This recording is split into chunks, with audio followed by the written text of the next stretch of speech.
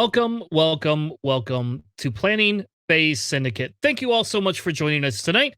We have an amazing show planned for you all.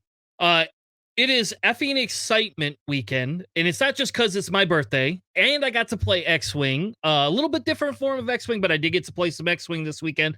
So I had a really good weekend with the family and everything like that, but that's not the only reason I'm excited for tonight. Tonight, the Emperor, does he eat Ewoks? I don't know. We're going to come on and find out. We're going to be talking a lot about the rest of the points changes that we had, as well as a discussion about all of the new Star Wars content lined up.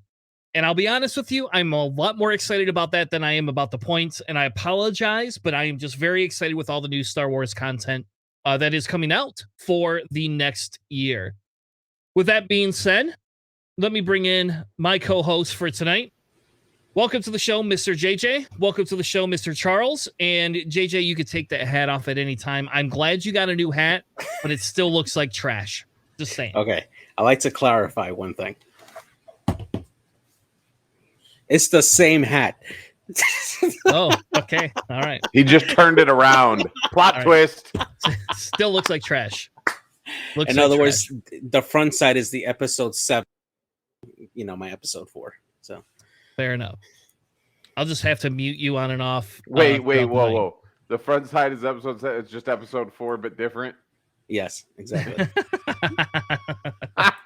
Precisely. Oh, yes. You're killing me. All right. Well, I had a pretty good weekend. I got to watch some of the celebration live. I have not gone back and watched all of today's stuff. So I clipped some previews, but we're like, some of it will be very new. So if either of you actually got to watch today's stream, you will probably have to help lead me down that path for some of the stuff today. But I was very excited. I was able to, on Friday, after we did dinner and played, we actually got to play Mansions of Madness for my birthday. And that was fun. And my wife got me like a black razzle cake, which is like a blackberry and raspberry pie. Not a cake, sorry, a pie. So we had that, and I'm actually kind of hoping got me a cake, but it was a pie. It was a pie. Well, I don't eat cake. I don't like cake. I think cake's ridiculously. What is wrong with you? Disgusting. I don't know. It's the episode 7 to his cake's episode 4. That's what no, that's. I think it's the Phantom Menace episode. Yeah, that's kind of how I see it. For the record, really quick, just to branch off of yours. So, a few days ago, I decided that I was going to start watching Kenobi, and my girlfriend confided in me that she had never watched Star Wars. What? Any of them. How are you? Are you still together? Yeah, absolutely. Okay, I'm not crazy. giving up on her because she has bad taste. I mean, she's with me. That's proof she has bad taste. But that being said, I started her at episode 1, and a few minutes in, she asked me to pause it and explain to her why people hated episode 1 so much. And so I paused it, and I did so. And then about 30 minutes into the movie, when they were in like the Gungan Palace talking to Boss Nass and Jar Jar's running his damn mouth, she looks over at me and she goes, I understand why people hate this movie. This is terrible. So we got before we cashed it in for the night, we made it just past the pod racing scene. Okay. Cool. And the reveal, a little bit farther than the pod racing scene, the reveal of Maul, like when he attacks Qui-Gon in the desert. Like that, we got through that scene and then we stopped it there. So okay, because that's like the best part of that movie is after that part, like right there. That's yep. So we stopped because it was like 10 o'clock last night. We were both wasted, tired, so we went to sleep. We're probably going to finish it tomorrow, I'm hoping, because it's Memorial Day. We got nothing planned, and then maybe break her into episode 2. Yeah, I think for me the pod racing scene is probably like the better part of episode 1, where it's actually decent despite some of the dialogue. But yeah. Well, that's crazy. I did not know that. I can understand not seeing some of the newer ones, but even those older ones, I mean, unless your girlfriend is that much younger than you. She's a year older than I. Oh, okay. I understand none of that. I mean, when I was a kid, we went and saw all the remakes not the remakes, but the remastered versions in the movie theater when they came out.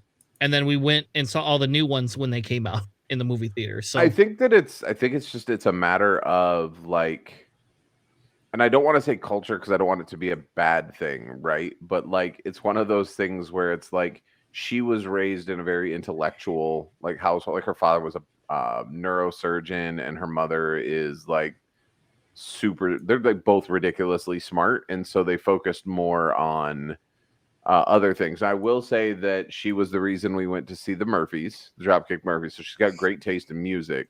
But some people like, she likes Star Trek, she's just never watched Star Wars, so I'm bringing her over from that crap bag of a show and movie series. I love Star Trek is Trek. terrible. No, Star Trek is terrible. I'll stay neutral because I haven't really seen Star Trek other than. So I'm just going to let you know the last country to stay neutral stopped doing so about a month ago. So I don't think that's a good place for you to be, JJ. Just saying. No, I'll say all I've seen is just the movies, which I enjoy because again, J.J. Abrams, they're newer movies. But I'm like, wait, J.J. Abrams had nothing to do with the original movies. Those were terrible. The newer Shatner movies. Is horrible. The newer movies, I said, the newer ones. Anyway, so good. So it sounds like you had somewhat of an eventful weekend. JJ got to probably watch more of the streams than we did, unfortunately. I will politely disagree because I don't want to get into a Star Trek like discussion and that will monopolize the whole show. But we grew up watching kind of both of them. My father was more of a Star Trek fan than a Star Wars fan. But my uncle was on the opposite side. I mean, and you got to think when you're a kid, right? Like, I'm trying to think of how old we were when they remastered those and they came back out. Attack Wing sucks. If you've ever tried to play Star Trek Attack Wing in comparison to X-Wing, I agree with you. It's fucking terrible. Yeah, don't waste your money. Kids. Don't do it. They did have better OP support for a while, but it doesn't matter. It was horrible. Those ships are ugly as fuck too. They're not even well-designed ships to put on the board. Except for one, and that's the Bird of Prey. The Romulan Bird of Prey? Yeah, that thing is badass looking. I'm in for that. But other than that, no. But anyway, so this weekend, Memorial Day, woohoo, Star Wars Celebration.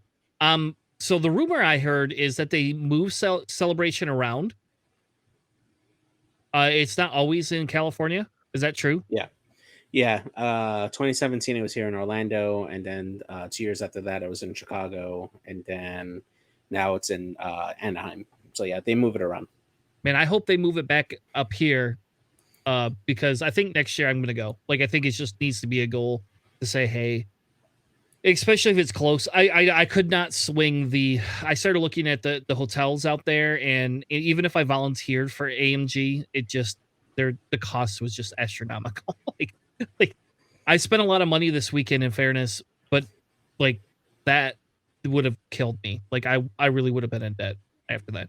I ended up having to pay for my kids' school, so there's that. That was $3,000 out of pocket, and my wife bought a China hutch. And I don't know if everybody did. We post the pictures in the Discord. I probably did. I saw them. You sent them to me. I saw them. But we saw them. Yeah. My wife didn't feel good when she got home on Friday, so she went and took a nap. And so my buddy came over and we unloaded the China hutch. And he goes, "It would be a really funny idea if you put all your X-wing ships that you have sitting over here in this China hutch, and just not say anything and see how long it takes her to notice it." And she was so amazed that we put the glass in the China hutch, because it's like this 1970s mid-century or 50s mid-century furniture that she loves. And we put the glass in, and she came out to see that we put the glass in and didn't break it, and about had a meltdown that my X-wing ships were in there. I bet you actually I can hear her rummaging around with the China. I bet you she's upstairs pulling all of my X-wing ships out of that cabinet right now, because I just kind of left them there. She's allowed to. I said we should each get half. Half can have China, and half can be X-wing. Yeah, compromise. The X-wings need target practice. Yeah, why not? I mean, to be fair, most X-wing ships come from China, so I mean, technically, it's fine China. It's fine China, honey. It's fine China. Anyway, so we've deterred grotesquely from the stream, but It's exciting that it was an exciting weekend in my opinion, with Star Wars Celebration. And so we have to be careful. So if I say something, you have to scream spoiler, JJ, or mute me, one of the two. Because Charles has not seen all of the Obi-Wan episodes yet. And is like, my goal is to be spoiler free for this episode. We will do a cast at the end with Obi-Wan, which sucks because hopefully Charles can catch up by the next week, because we have a bet going. I think we have a bet going to see whether Boba Fett was worse than Obi-Wan's going to be. So I can already tell you from the first episode, like the first episode that I've watched, fuck, this kills me to say this, and go ahead and turn on the explicit language. God damn it. Obi-Wan is 100% better than the Book of Boba Fett. Like, Obi-Wan's emotional range in the first episode trumps Boba's emotional range in the entirety of the first series. Like, it's because it's Ewan McGregor. Ewan McGregor is fucking phenomenal, and I'm also from the generation where Ewan McGregor was like Train Spotting, Moulin Rouge. Like, he is an acclaimed actor, and I can tell you that he makes that so much better than Boba. And I love Boba Fett. I love Boba Fett, but that show was fucking atrocious. The only thing that would be technically considered spoilers that Christian Haydenson is in the series, which That's you already know. Spoiler. Yeah. So I will say that it's like one of those things where, like, as much as I love Boba Fett, it was terrible. The best episodes of the Book of Boba Fett were the ones that didn't have Boba Fett in them. Except for the last episode. I still like the last episode quite a bit. Yes, but the last episode was such a terrible thing just because we knew the entire series could have been like that. Yep. And it wasn't. I agree with you. Well, good. I won the bet. JJ, you got to go look up what the hell we bet. We bet something. I don't remember what the fuck we bet now. I got to go. Damn it. Now I got to go back and listen to my own episodes to find out what Charles and I bet. Damn right you do. I hope it's an I think it was a ship, actually. Yeah, it was. Maybe it's one of his Star Vipers. Ooh. I have like 8. I know. One of them is not going. I'm never going to be able to field the amount of Star Vipers that I have. So in Epic you can, Charles. They'll probably never say 4 that. Points. You never know. Anyway, all right. So let's actually move on. Do we want to cover points changes first or Star Wars stuff first? Star Wars stuff. Let's do celebrations. Okay, I was going to say we finished. We started points, but let's. Yeah. Fine, JJ. So, we'll do what you want to do. Are you sure, though, JJ? Because yes, we could spend all episode doing nothing but discussing new Star Wars stuff. You know that, right? Like, this is not like I'm just forewarning you. There's some exciting stuff that's coming. I know, but we're already hyped up about it. So it's like I want to kind of go into it now because you got me hyped up. So I kind of want to do that first. So yeah, that's it. However, before we get started, just another PSA. If you're in the Orlando area, July 9th, Planning Phase Syndicate Showdown is happening here in Orlando at FLGS Orlando. Check us out on Facebook. We have it already posted on there on our on the Orlando X-Wing page, and we'll also have it posted on our Discord page as well. Entries $12. We're going to be raffling off a couple of ships there. We'll have a couple of we'll have an OP kit there as well for prizes. We'll also be giving out cards, custom cards throughout the event as well. Come and join us. We'll have up to 32 seats there. Gold Squadron Podcast will be there streaming our event live. So come and join us. Have a lot of fun. And do you have registration open for that? Yes, registration is open currently right now. Awesome. All right, so I'm going to begin with this because this is the one I was very excited about, and it's some of it is because the Visions. I don't know if either of you saw Visions. Yeah. I think we talked about that. Both of you had. The Visions artistic style really draws me in. Like maybe it's more because it's not as childrenish. I feel, and it felt a little bit more adult themed with those than some of the other Star Wars stuff that we've been given like Resistance.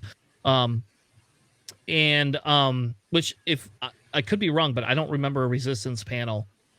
No, at all. There's a Clone Wars panel, no Resistance panel. Oh, so good. Oh my god, it was so amazing. She was there. She had a scarf. Anyway, I'm sorry. I'm the virgin. Yeah. I did. My wife. Okay, get this. Saturday. So we did stop watching some of it to watch Stranger Things to start that because the new season of Stranger Things came out, and my wife came out and she goes, "Do you want to watch Stranger Things? I don't know how you can watch Star Wars 24/7." Because literally, like, my son came over this weekend and he no longer lives with us, and he came over and hung out this weekend, and we just was streaming it online like the whole time.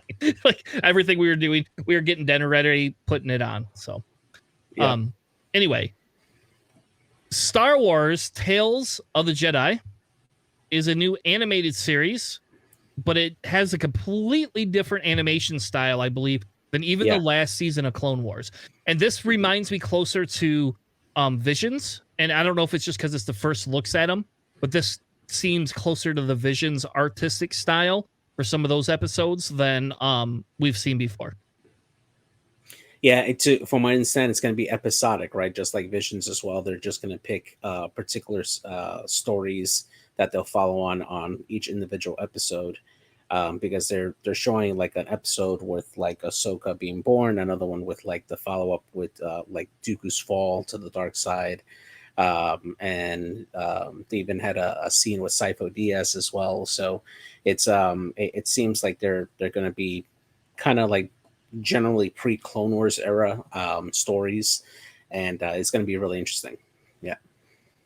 Now I will say, if they solely focus on Jedi, I will be a little bit disappointed, because there's some other stories we never get, right? You know, like wait a minute. What's the show called?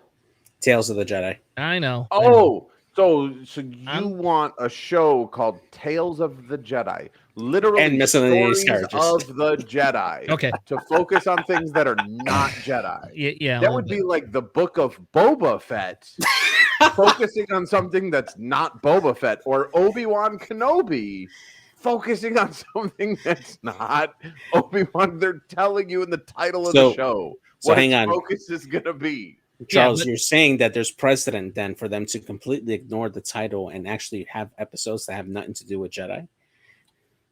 No, because those episodes still had something to do with Boba Fett. Oh, they did not. No, they didn't. They did not. They were the teasers to get us through to we get season 3 of The Mandalorian coming in next year. I really hope who deleted. Can we get a clip? Can we get a clip of Chris? I really hope Tales of the Jedi doesn't just focus on Jedi. No. Yeah, when you guys figure out how to clip things, you can. I'm not going to clip it. Who deleted Deslin's messages? I have no idea. I just had like a huge huge thing. Yeah. Deslin, I apologize. 1 second timeout. We were changing settings, just as an FYI. No. What did it? Nope. What did it was the got him. Oh yeah, got him. That's what. Yeah. Okay. Anyway, all caps and got him. Removed him from the chat. No more Deslin. Yeah. Which, to be fair, would make Greg happy if he were here. Greg. So those are the only images I brought in. Were just the Ahsoka ones. I think there's like 2 or 3 more out there. But these are the ones I was most impressed with that were coming in. And even Dooku looks weird. Okay, so when I go back to my Jedi comment, though, like, okay, so we could talk about the issue with, like, Dryden Voss, right? Like, why do we not get... If we get one with Dryden Voss, but the focus is on Ahsoka, there you go. Dryden Voss and Ahsoka, that is technically still canon. I don't believe that's Legends. I believe that is still canon. So... I'm pretty sure that book is still canon, and I think the Dooku book is still canon too, right? Yeah. Okay. Yeah, it should be. Yeah. All right. So that's more what I'm saying. Like, I'm just not to clarify, you're speaking Kinlan Voss, right? And his assassination attempt. Okay. All right. Just wait. Because Dryden Voss was solo, and I'm like, wait. No. You're right. So, I'm sorry. It's a Destiny thing. Does not compute. Sorry. It would be interesting though if they actually take an episode to go into, why Jango Fett was chosen by Sifo Dyas as the template of the clones, and show like how he got started as well. That would be interesting, honestly. It's still Jedi related technically because Sifo Dyas was the one who chose him. But yeah, I mean, it could be interesting. Yeah. Thank you, Mr. Boss, for the sub.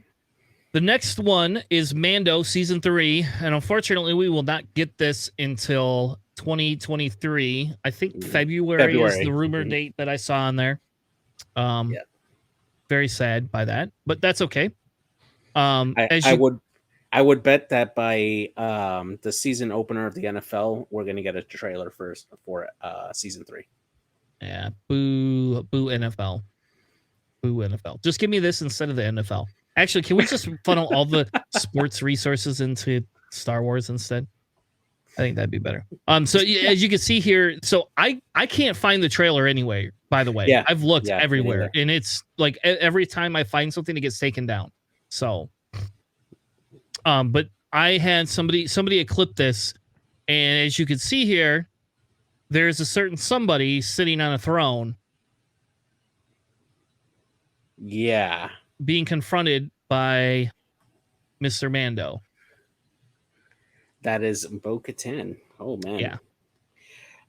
So I don't know if you got to see yesterday's panel with Giancarlo Esposito when they were talking about his time being Moff Gideon. He did state that he would be returning for season 3.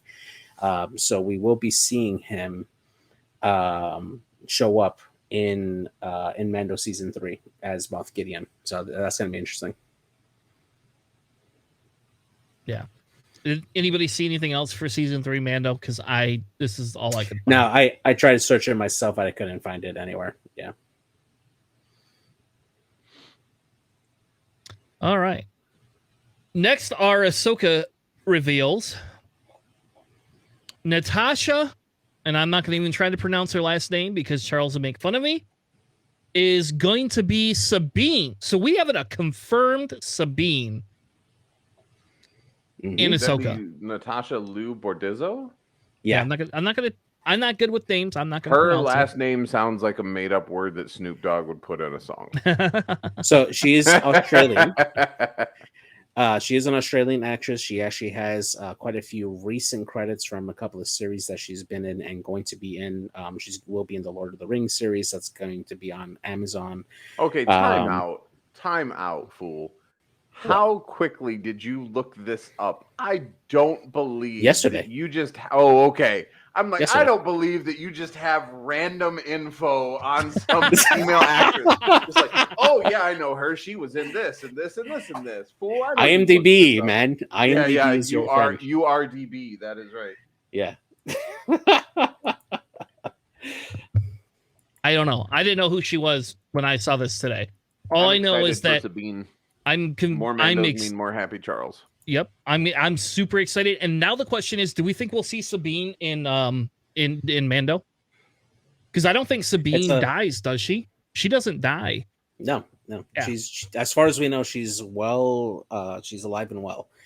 I mean, it is possible because we could see her extended family as well show up. We can possibly see Tristan there. We can see her mom in there, assuming that they've survived the purge.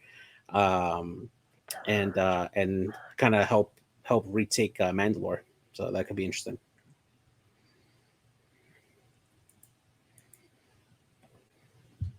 Yeah, I'm excited. I think I'm hoping we see Sabine and Mando too. Sabine was one of my favorite characters from Rebels. And we have Chopper. We have fucking Chopper, man. We turned what's the tag on, right? Fucking Chopper. And with Rosario Dawson. Yep. This makes me insanely excited because does that mean we're going to get a Zeb too? Because Zeb's not dead. And well, they did confirm Hera. Hera would be showing up as well. Okay. All right. I did not. I missed that. Can we turn? Hold on. Time out. Can we turn off this cap thing? I have no idea how we did that. Yeah. Can we please? Because this is like the third person that's had their shit removed from the chat for type. Desmond's wasn't even in full caps. Like he did one letter in lower. It was not. Do not do that. I'm sorry. It was JJ. It really wasn't you. All right. I just turned it off. I don't know how long it takes to go into effect. All right. All right. Cool. Someone type in all caps. Test it out. I'll give it a few minutes. Just let it refresh. But okay. Anyway, back to Chopper. I'm excited because Chopper is the sassiest fucking robot out there, right? Like he is what R2-D2 wishes he could be. And like those are fighting words, sir. That's fine. I'm okay with that. I love Chopper and I love the sassiness from the episode, and like I'm excited because this means we're getting this means Ahsoka will actually somewhat continue that Rebels arc. Like this is a confirmation that Rebels arc is being continued. And you know what that means though, right?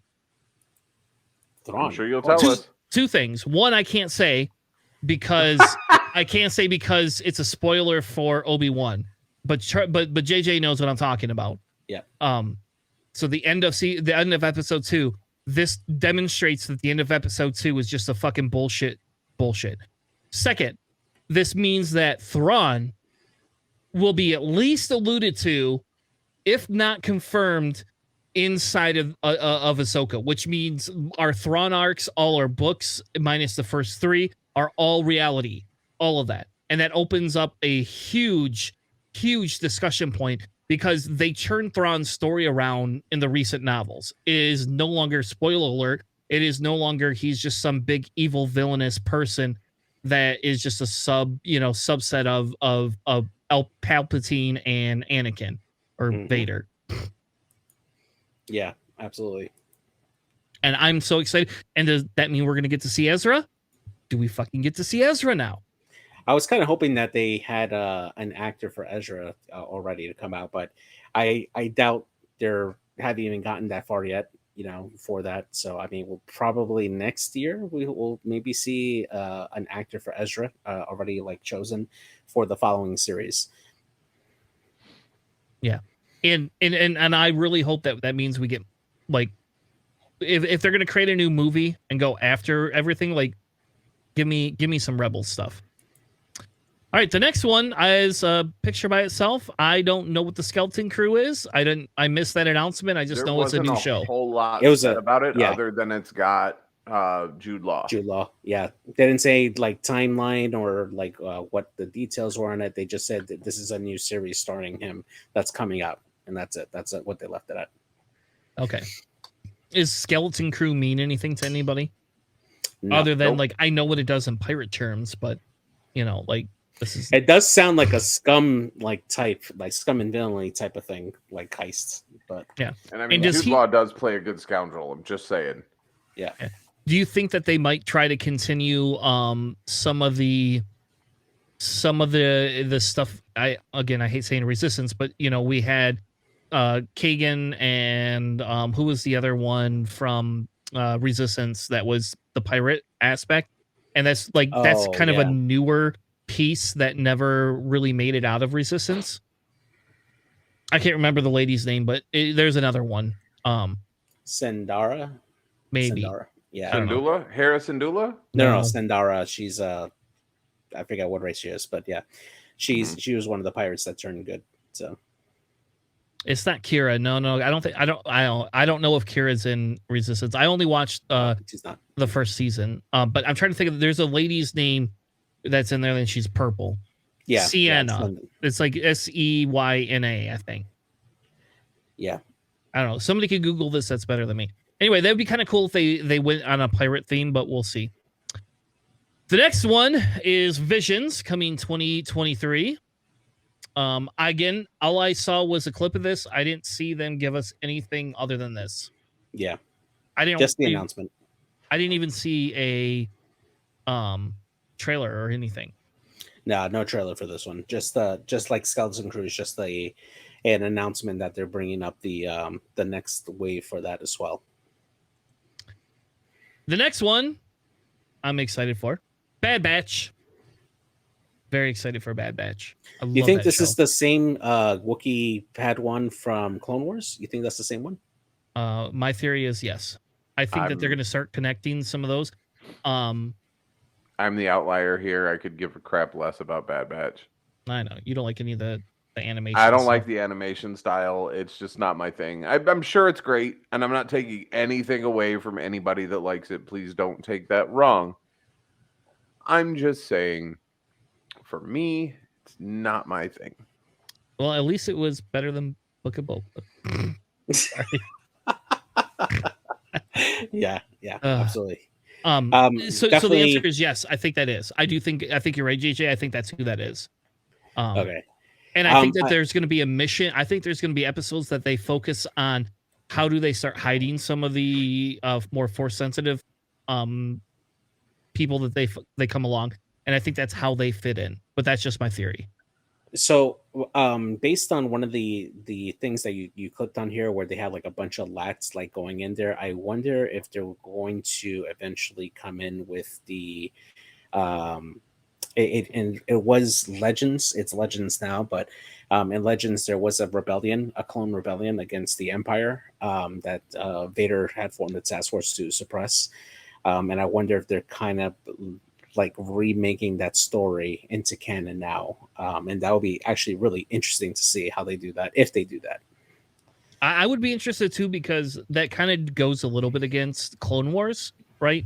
You know, and I know in Bad Batch we get some of those clones coming back, right? I guess spoiler alert. I don't. It's like a 1.5-year old show. Fuck's sake. Yeah. But what? You know, we get them. You know, some of them coming back, and like this is the screen I thought the most interesting here, because that's a different helmet style, right? Like this is not something we've seen helmet style wise, and I guess I shouldn't be super. They look like the Republic Commandos from the old game. Actually, that's what it looks like. Yeah. And that's what I was wondering is like, what is this? And are they going to try to like have clone Mandos? Because like this is very similar to a Mando style helmet too.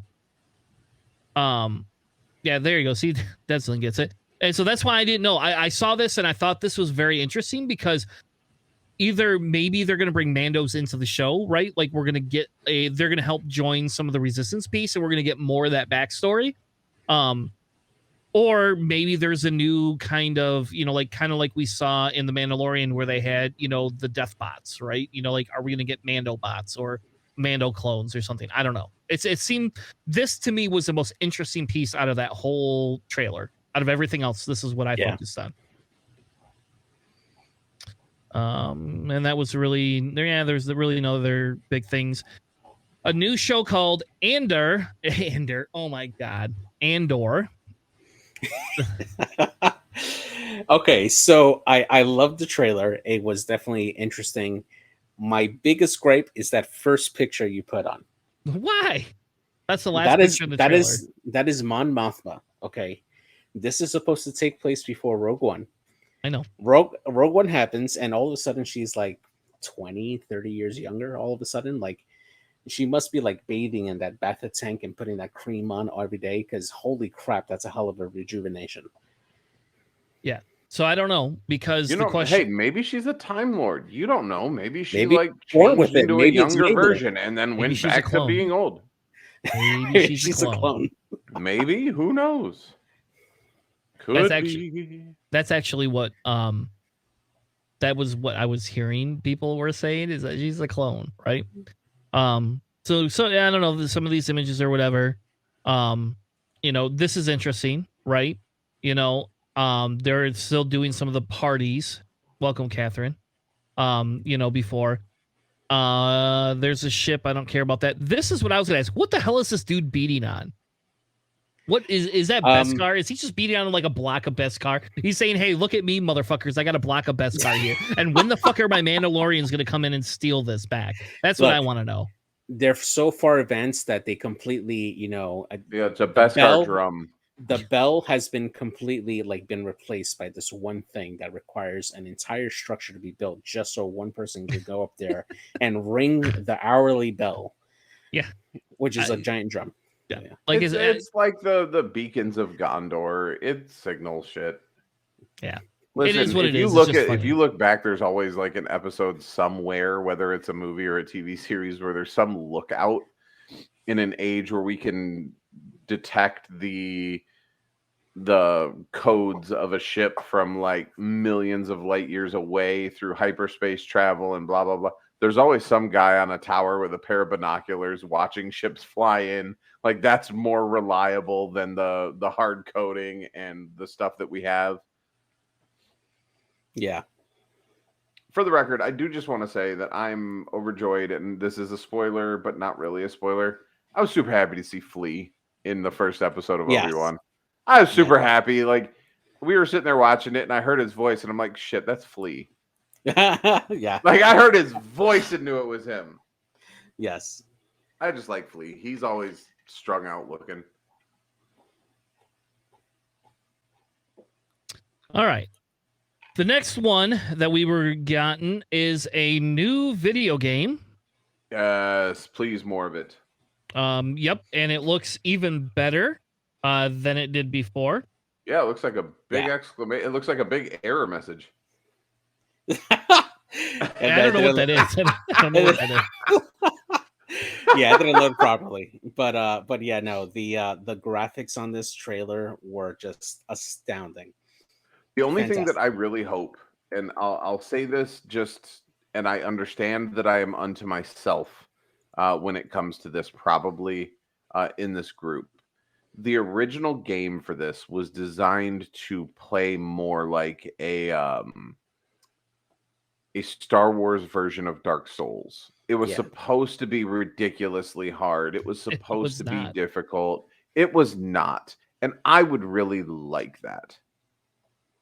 At least that's a setting, right? Like at least there's an option to rank the difficulty where it would. I disagree. No. I think they should make it like Elden Ring. No, I want a Star Wars Elden Ring. Yep. Give me an immersive experience where that's mediumly that makes me want story to throw driven. My controller across the room. Yep. And that way we can have Greg on, so Greg can literally just shit his pants on. Like we'll just be like, hey, let's play Fallen Survivor. Let's play that. Come on, buddy. And then we can hear him rage quit right on his stream. That's all I care. That's Greg. That's what I want. Is I want a rage quit from it. I thought it was interesting. I don't know. Do you know who's in this tank? Who's in this Bacta tank? Is this like this? I was going to say Cloud Strife, but I'm well out of my thing. It's not Sephiroth. Me and Charles on the same wavelength. It's not. It's a crossover. It's a Final Fantasy crossover. I'm calling it now. Ugh, don't do that. No. He's getting his Mako treatment in the tank. That's right. Ugh. So we have Grand Inquisitor looking very different from Obi-Wan. You think it is GI? I thought it's just a different Inquisitor in general. Is his last name Joe? Is he Grand Inquisitor Joe? And we're getting another crossover. Is that what we're doing? No, that's even worse. That's even worse crossover. I don't know. I don't know if this is Grand Inquisitor. I honestly don't think it is. Yeah, I think it is.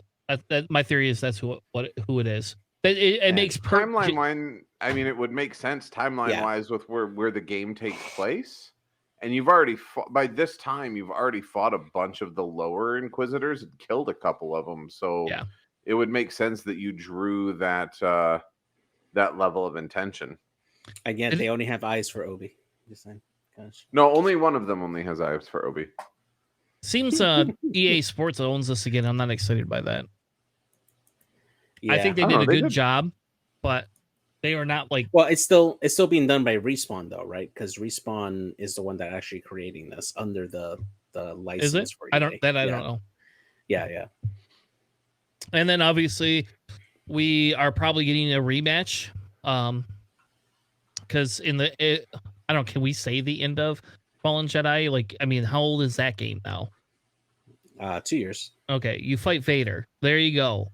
I'm just gonna fucking say it, and then you lose to some extent, and here you are.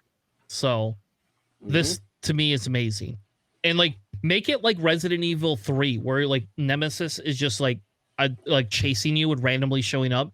Make it where fucking Vader randomly shows up and fights you. So like the longer you do the open world missions, the more times you have to like fight and like keep Vader off you. Like and then by the end, you have to try to defeat them, and then you get slaughtered, and that would be the best. Yeah, that would be fun. Yes, this is. I don't know why I have two of these. I must have duplicated. There's GI again, but that's my theory here.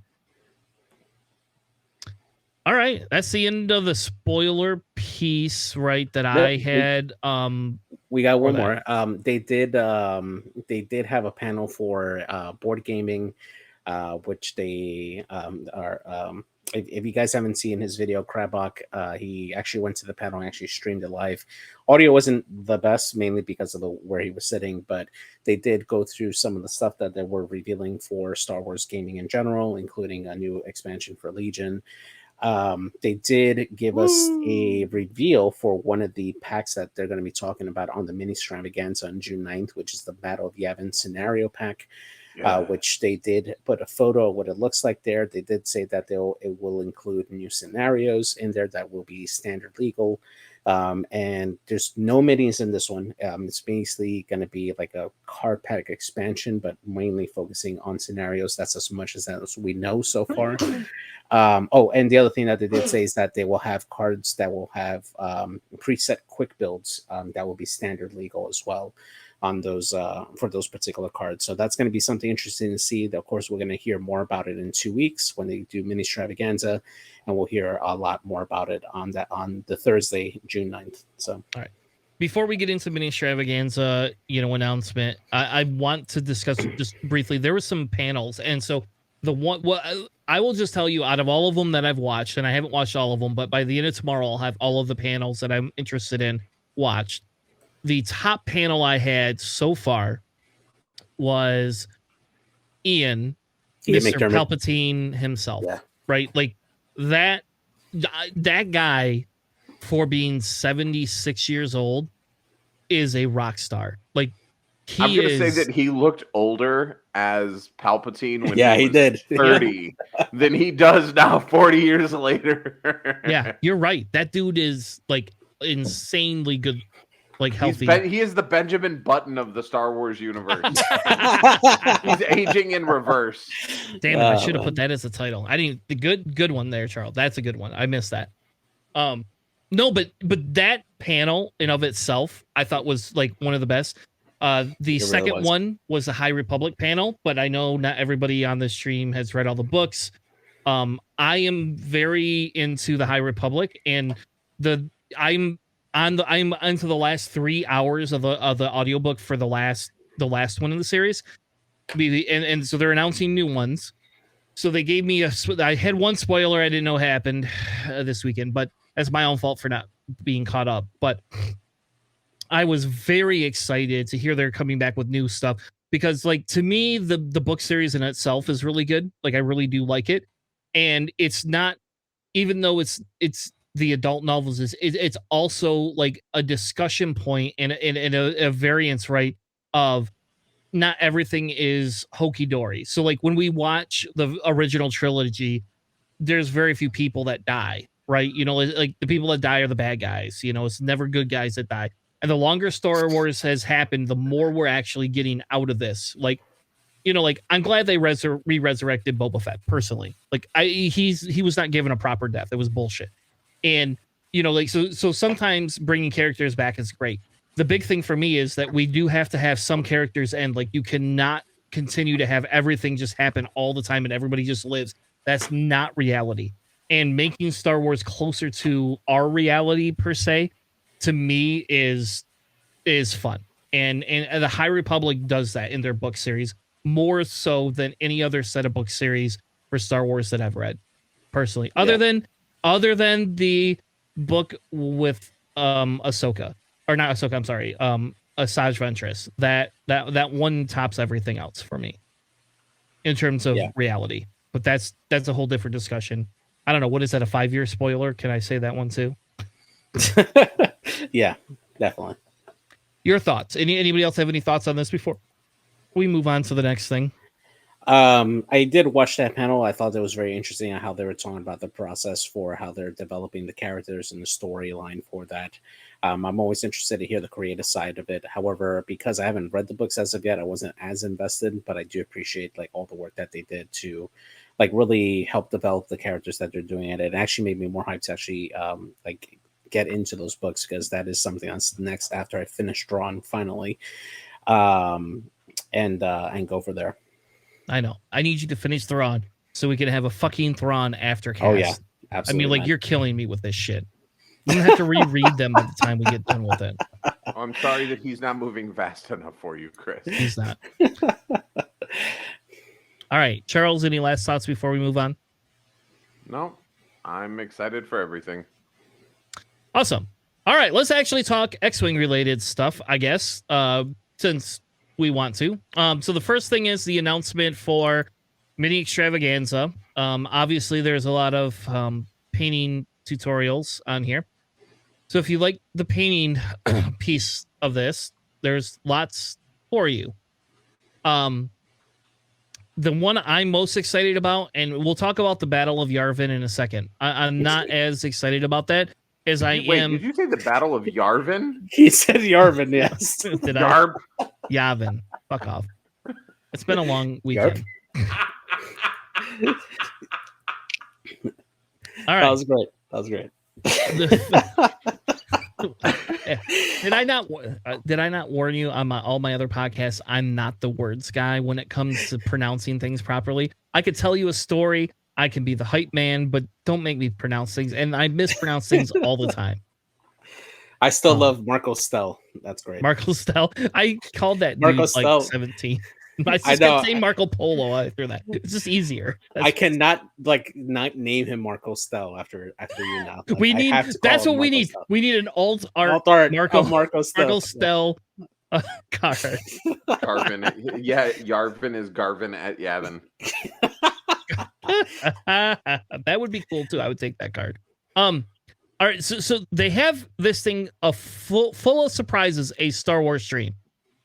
It's only 1 hour, so very sad, but that is interesting to me. That's the most interesting thing on this whole thing right there. And I'll be honest, I don't watch a lot of their painting stuff. It's not for me. It's just not my. Can I tell you why I'm excited for this? Yeah, absolutely, man. And the reason, and call me on this, and JJ, I'm counting on you and Chris's knowledge here, because as long as I've been playing this game, knowledge is not my strong suit on everything. But I believe this will be the first cycle that we are going to see AMG designed ships based on timeline wise. Yes, that's because right. looking at the release cycle that FFG had in the old days, it ran about 1.5 to 2 years from testing to actually hitting the table. Yes. And we are now very rapidly approaching that time frame from AMG taking over from FFG. So yes, we have seen a lot of rule changes. Yes, we've seen point changes and changes to the way the game is played.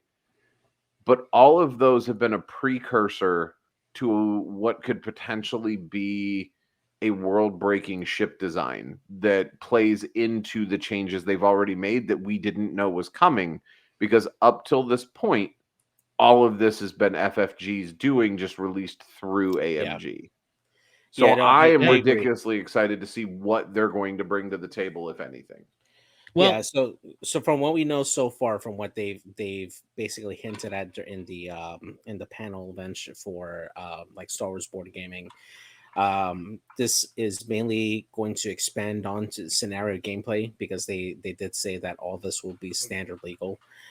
So we are going to get new scenarios that are going to add on to the basic 4 that we have on here, which is going to be interesting actually for tournament play, because depending on how many scenarios we get in there, you can end up with a tournament, especially if you're only playing 4 to 5 games in a particular tournament where you don't go through all the scenarios. And as complicated as it is to make a squad that can be good overall in a bunch of scenarios, or at least 3 out of 4, now not knowing for certainty that those particular scenarios are going to be in your tournament, because they may not make it in there, that's going to make your list building even more challenging. So that's something that I think is going to be exciting to see what exactly they do. So yeah.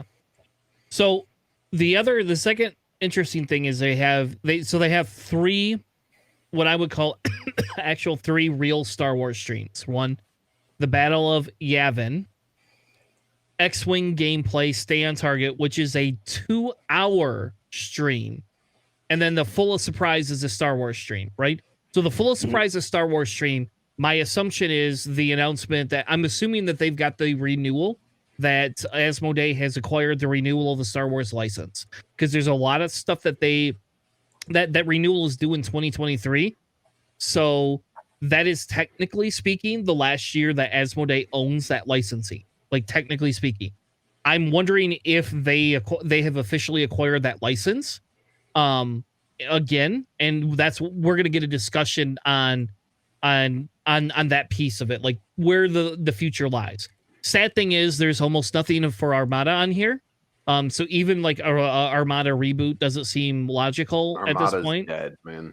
now they're just adding print and play stuff for a lot of I loved Armada. I thought it was fun when I played it, but like I don't think it's that. I think it's on a backlog right now until they figure everything else out. It's as dead as Wesley was when they took him to Miracle Max. It's not all the way dead. It's only mostly dead. I can tell you from Adepticon, seeing the tables, the amount of tables that they had up and running for their tournament for Armada, that leads me to believe that Armada is not dead. It is kept alive by the community that still goes out to Adepticon to pay for those tickets and go play at those locations there.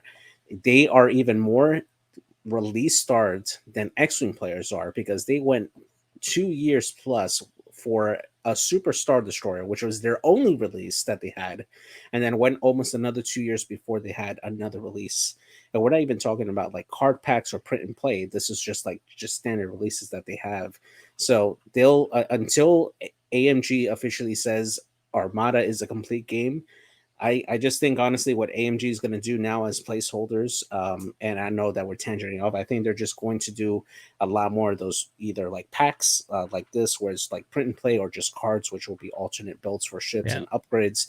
We'll see. Until they can do that. So I don't know. I'm more in the Charles camp. Maybe it's not dead, but it's definitely not getting it's on new life ship support. leases. Like they're not pulling the plug, but they're definitely not putting it in a back to tank.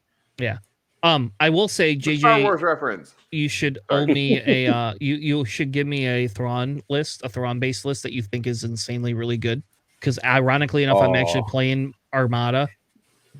I got sorry. Thrawn is actually my favorite commander in Armada. So and like I learned how to play Armada specifically so I can play Thrawn. Just so you know ahead of time, like and I'll tell you what, if AMG came on this panel and said we're resurrecting Armada, I would be tempted to sell my X-Wing collection and buy into Armada if they were going to resurrect that game, because they have Thrawn, and fucking X-Wing can't seem to get their head out of their ass and give me Thrawn, period. Even in Epic. Because Thrawn was known for his dogfighting and not his massive scale Armada strategy. If we have Admiral Sloane as a crew, and Palpatine as a crew, I mean, come on. Palpatine didn't fly anything other than a Lambda shuttle. That's the only thing when Lambda. Yeah, either when the Lambda gets reprinted or when they make the stupid shuttle from Rogue One for some reason, I'm pretty sure Thrawn will come out as a card. I'm just curious, JJ, on a side note, because I have watched the first episode of Kenobi. Do you think that we need the Inquisitor Shuttle? Oh, I didn't even think of that. As a ship. So I actually was thinking about that as a 2-die gun with 3 crew for the Empire, medium base. No. With a red coordinate and a white jam. No, I disagree with you. Why? Why, Chris? Why not? Because just give me my Lambda. I don't need another big shuttle. Just give me a effing Lambda again and a make it look medium base like shuttle. A medium base shuttle instead of a large like the Lambda. I don't know. I don't know. I don't feel it the same way you do. Like, would it be cool to have another ship? Sure, but I don't know if I So here's the thing, and this is why I asked this question. Right now, all we've seen it do is land, right? Yeah, if they actually have like a space battle or something like that around it, and we can see what its capabilities are other than just landing and letting people off of it, then I'm for it. I'll open the discussion back up on my side at that point then. If they do that, if we get them in some sort of a fighter. Sure. Force pilots only. Oh my god. Okay, no. No, okay. That's way to shut that discussion down, JJ. Yeah.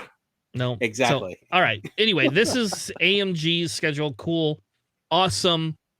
I'm a lot more excited about this than I was before, and this to me feels like a precipice for us right here. Right, like this is kind of if they're going to show us stuff that they're developing, and I would like at least one new ship, if not two. But if we're going to get is card packs and reprints, I'm still okay with that too.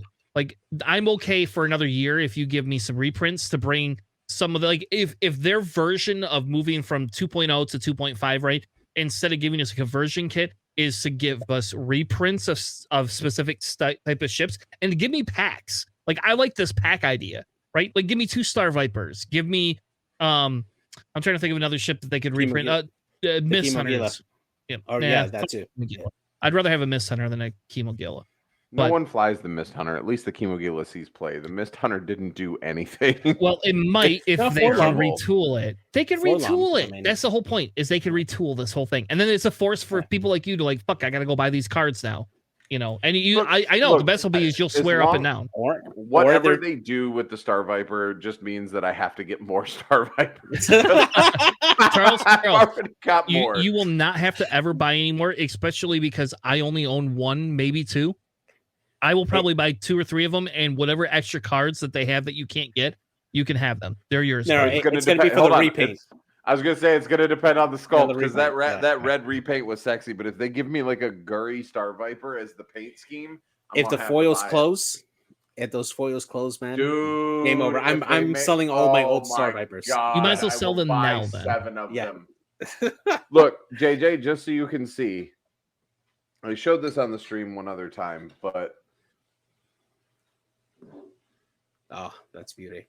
This is it's Micro Machines, but it's like the wings actually fold up and down on it, and the cockpit pulls out. There's Gurry in there, but it also came with a Shizor one as well. I freaking love the Star Viper and am ready for it to get the love that it deserves because it is an amazing ship. Yeah, definitely. # Justice for Gurry. Yeah, where's Nobby? I need to eat him. All right, so let's move on to the rules. Where has Nobby been? We haven't seen him in a minute. New job. I guess because we're not talking about A-Wings. New job. No, new job, and he's busy distributing a lot of stuff too. So yeah, he distributing. Wink, wink. Yeah, he has a lot of stuff to like. He's helping out Dion over there for the Galaxies tournament, like prize distribution for the Australian folks. So he's quite busy. So yeah. So the clarification to the obstacle rule, which we interpreted right, by the way. Yes, we did. Thank you. Like, you got it right. Yeah, like that. I was very pissed off when I heard that supposedly was different, but they clarified the obstacle rule to basically say when you hit it, unless you hit it a second time where you stay on it, if you clear it, you only take damage once. Simple, easy, over with. I go into asteroid, I hit an asteroid, I take a damage, roll for it, take a second damage because that's Chris, and I move off of it. Because that's my dice. That's my dice. Yep. It is. When I need the damage dice, I don't get it. When I don't need it, it always shows up. Like Dooku. All right, Dooku a crit. Oh, you already rolled a crit, you dumbass. 2 dice, you roll a crit. Roll a crit any other time? Nope, can't happen. All right, anyway, but so I land on the asteroid. I'm on it. I don't get my shot. I take 2 damage because I suck. I fly off of it. I take 0 fucking damage. Boom. Over with. Ruled on. AMG openly stated this. Done and over with. So happy that that's the way it is. The way it is. Yeah. I threw the ion in here because what did they clarify with the ion maneuver? I don't remember. What did they clarify with the Did ion they maneuver? change something with the ion maneuver? Yeah. I think they just clarified that it was a blue speed one for either direction. Okay. Yep. You're right. All right. There we go. So then the next one, and this one I think we just missed. We did not talk about this last week, but the automated target priority is a discussion. So they basically added the enemy ship outside of its front arc at attack range 0 is not an arc, so it can't be selected. So really all it does is say when automatic, which we all knew this. Outside of its primary arc. Yeah. Sorry. Because if you have a turret or like the jump master where you can have like a side arc or something like that, then it doesn't matter. Yeah. So that was nice that they essentially said no. It has to be, and again, I think that's how we've always played it. I don't think I've ever played this where that was any different. I'll be honest. I don't think I've ever played against anybody that's ever used this. I've used it. I used to use this all the time. Yeah, same here. I've used it quite a bit. Yeah, I used it against you. It was like 4 Was that the time I won? Yeah. Oh, okay, fair enough. Where I flew my Z shuttle over like 4 rocks. Yeah. Oh yeah. That was the one. All right. And I don't know what all this crap is, but I think that's it for the changes, right? Yeah, that's it. So that was the only adjustments that we had. Yeah, exactly. That was the last updates that they put on Friday for that, and then the rest is just our list here. But let's go into the rest of the points changes, and then after that, if we have time, we can go into the list if we want. All right. So we already talked about Imperial. We were on Scum, right? We finished Scum, actually. We did finish Scum. All right. Well, my computer is being slow.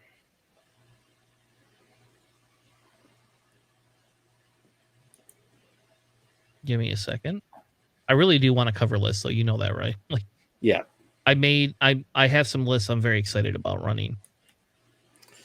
Yeah, same here. I actually had time to go do if you guys want to go do your lists, we don't have to slide through all of the points. Like, you've got an hour. Talk about your lists. I'll bounce out, let you guys do your list stuff. It's taking forever. I can't. There must be something wrong with it. Let's go through the list then, what we got so far. Go to the list. All right. I am going to check out for this then, because I finally have air conditioning, and I'm going to get some sleep because I have not had air conditioning all week and I have not slept all week. So I will leave you guys to talk about your lists for. Is this for Kyber Cup? No, this is just lists in general. So. I will leave you guys to it then. I'm going to check out early for the night, guys. I apologize to our viewers. Enjoy talking about your lists. I will be back next week in full force and ready to derail more conversations. All right, man. Have a good night, guys. All right. So the first one here, I think this is your Rebel list that you hadn't made on here. What you got? All right. Well, hold on. I got to fix. It's not centered. Yeah. All right. So the first list that I created, my goal was how do I create a 4-ship Rebel list that doesn't include B-Wings? That was the first thing. The second take was how do I include some sort of a Fang fighter in this type of a list? Now, I don't know if homing torpedoes are the way to go with this list, right? But that's a new upgrade we got. Kind of wanted to play with it. But Boudica is one of the guys that I really wanted to put on the table. And I say that because I think that we're sleeping on some of these Fang fighters in Rebel. And it's because the stupid B-Wings and the, U-Wings were more powerful. So why would you ever fly it, right? What would be the point in flying it? But Boudica says, after another friendly ship defends, if you are not depleted, you may perform a bonus primary attack against the attacker. If you do, after performing that attack, gain 1 deplete token. So he's an I-4, right? Mm-hmm. And the idea behind this, right, is I have if they attack anybody but him, he gets that bonus shot. So either he's going to live to get his homing torpedoes off, and then he's just going to come in and say, I'm going to be in your face at range 1, either kill me, Like, seriously, kill me, or I'm just going to get, I'm going to get double attacks all the time. And I have Dutch in there to say, with that double attack for him, you're going to get a free lock. Dutch takes a lock on somebody, you get a lock. So if you attack Dutch, I'm getting a free lock on Boudica. That's the idea, is Boudica gets the free lock, and Dutch is saying, hey, all right, good for you. You get this free lock, and then, Boudica's going to go, oh, guess what? I have a lock. So I shoot a homing torpedo at you, and you take the 1 damage, right? You take the crit, whatever, nobody cares. And then when you shoot somebody else, I'm just going to attack you, and I got him on now. I got him on. So even if I'm at range 2 or 3, right? I don't care. And homing torpedoes are range 1 to 2, right? So if I'm in range 1 to 2 anyway, shoot me. I'm going to take my focus. If I don't get the homing torpedo off, I don't care, really. I'm really here for anything else, Yeah, that seems good, actually. I like that idea. I've been playing around with Boudica a lot, just trying to figure out different ways to really increase her effectiveness for whenever she does get that second shot. One of the ones I was looking at was just having her with a predator elusive combo, and then having at the time ion torpedoes to fill out that list too. But exchanging one of the towns for ion torpedoes as well, just to get that ion off as well. Because even if you do get that deplete token, you're still shooting a 3-die attack using the ion torpedoes and giving that out. But I do like your idea for homing torpedoes, because it's still a choice that the opponent has to make, right? Am I going to just take that automatic crit, or am I going to eat 4 dice at range 1 to 2 from that? So I do like your idea as well. That's really good. And you could actually do the opposite, right? You could take the homing torpedo, so you could take that and not shoot it as your primary attack. You could just do a primary attack and not spend your lock. I think you could swap something else to even work Ursa Wren in here if you really wanted to. I think with the recent nerf, it's not as good, but you could do that. And I like Dutch. I don't know how to build Dutch, so I put plasmas on them and I put belly rub on them because it's free now. And I can perform special attacks at range 0. And since they changed the obstacle rule, I'm just going to land him on an obstacle, kind of like a droid. 1 damage. Yep. I get 1 damage. I don't care. I'm a Y-wing, So what I find good for Dutch, because most of the time you're running him with R3, cluster missiles actually works out really well, especially if you manage to get both of your ships that you have locked in range. A double shot from him, it can actually be pretty well, and that actually opens up enough points to equip him with with the double bomb. My gosh, the bomblet. The bomblet generator. Yeah, that's it. And that opens up the points a little bit, and you're getting a double tap off of Dutch if you can manage it. So yeah, that's really good. Yeah, and Wedge is just doing Wedge things. Whatever. Oh yeah, like we don't. I don't even care as much about Wedge, but it was just I could put Luke in there, and I had thought about putting Luke in there for it. Like that was kind of an idea, was you could put Luke instead of Wedge, but because Wedge is that I6, I feel Wedge just does more damage than everything else. Even and what's the probability you're going to attack Wedge over Boudica, right? So it's a lure. Go ahead, fine. Take out my 6-point Wedge. My 5-point Fang Fighter is going to come back and try to eat you alive. Yep. Yeah. Yeah, that's very good. Yep. I don't think it's meta defining, but I wanted to work some of those Fang Fighters in there. And with Fen being 6, it's just Fen's just still a little too expensive in my opinion. At 6 points. I mean, maybe he's not, but I felt he was too expensive. So. All right, so the next one that we have here looks like is Empire list that you have set up here as well, which is Darth Vader in the TIE Defender with Malice Juke HLC. with the ISB Jingoists, 2 of them with Contraband Cybernetics, Moff Gideon with Discipline, Concussion Missiles, and Targeting Computer, and then 2 Black Squadron TIE Fighters with Disciplined on them. Yeah. Mini TIE Swarm and Darth Vader. Not only, like, you have 2 mini factions here, right? I have 2 TIE Fighters and Vader. That Vader Black Squadron is Vader's squadron. And then I have Moff and his squadron. It's just 2 little mini, like, it's a 6-ship list. I can run them in 2 sets, 2 squads. I think this is really good, personally. So the question I have for you is for the Black Squadron ties, right? Because you do have the option of running Wampa and Valen Ruder as an option for 2 points. I think that you actually might get a little bit more out of them versus the Black Squadron, especially Wampa, at least, that has the 2 points to equip Discipline as well. Valen Ruder, not as much, but at least he engages at 1 initiative higher. I think that those might be a better choice there versus the generic Black Squadrons. Maybe. I don't like Wampas and I1, they're I3s. Right, yeah, but it also takes away your other important pieces from being shot, right? Because you're either going to engage Wampa and try to flip his token, and that guarantees that your other holders, like if you're playing cargo, for instance, and Wampa's not carrying a cargo, but he's in the arc, are you going to shoot the carrier and give Wampa his 3 die attack, or are you going to shoot at him to make sure he doesn't shoot back with 3 dice and ignore the cargo holder? Yeah. Well, that's a fair point. I don't disagree with you. My bigger thing, honestly, is keeping the initiatives closer. I do better with that. Me and my bread and butter, I do better with that. Yeah, for positioning, I get that. Yeah. Now the loadout on Moff Gideon, I'm a little.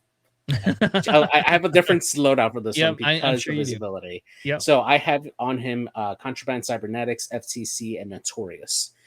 So that way he can trigger his ability immediately, assuming that the Jingoists don't have the same target in arc. So right before he engages, he can use Notorious to give out that strain, and then he gets that mod off of his ability. So that's how I have it load out. It's a lot less offensive wise, but it does give him at least that reroll that he can use against that strain ship. No, and you're right, and that's the traditional piece that we've seen with Gideon. Yeah. And you could still fit Notorious in here if you drop concussion missiles down to like a cluster missile or an ion missile or something like that. You could drop that down 2 points, get rid of Discipline, put Notorious and Deadman switch on there if you wanted. Yeah, that's true. So I actually like that better, actually. Yeah, you're right. So that was my Vader list that I wanted to try out. Nice. So the next one here, this one is, let's see. Yeah, this one is your scum list that you have here. So you got Cad Bane in the Rogue class starfighter with Fearless, Proton Cannon, which is that new cannon that came out with the ship, Tracking Fob, Xanadu Blood Title with IG-88D, and Proton Bombs. Non-Lum also in the Rogue class with Elusive, Sync Laser, Ion Missiles, Deadman Switch, and Engine Upgrade. And then the Mandalorian with Fearless, Notorious, L337, Kira, HLC, Greedo, Tracking Fob, and the Razor Crest title. And then to round off the list is Ahab in the Mining Guild tie with Juke and Targeting Computer. Yep. And the Ahab build, I'm not sold on, but I kind of am, because are you going to invest your time killing Ahab unless he's by himself, right? Like I feel in competitive play, you don't go after Ahab, and if you don't, I'm just going to juke you. So it's almost like I have a 3 dice shot, right? Like to some extent, because I'm able to churn one of your evades down and force you to start using mods. I will say I'm not 100% sold on the Ahab, but the 3-point piece, like you can't put Kanan in there anymore. So I don't know if you would put another 3-point Hawk and want it. I don't know. I felt Ahab being able to go through rocks and debris is just a million times better without having to deal with it. That is actually a really good way, because the way I actually had a similar list with this for Ahab is feedback array, deadman switch, and electronic baffle. Jesus. Just I'm gonna make sure he dies. Yeah, that's guaranteed 2 damage. And that's fair. That's not bad. That's not a horrible logic in that, but it's like a little bomb. You could also just take the 2-point ship to be a bomb too if you wanted. Then the stupid auto drone.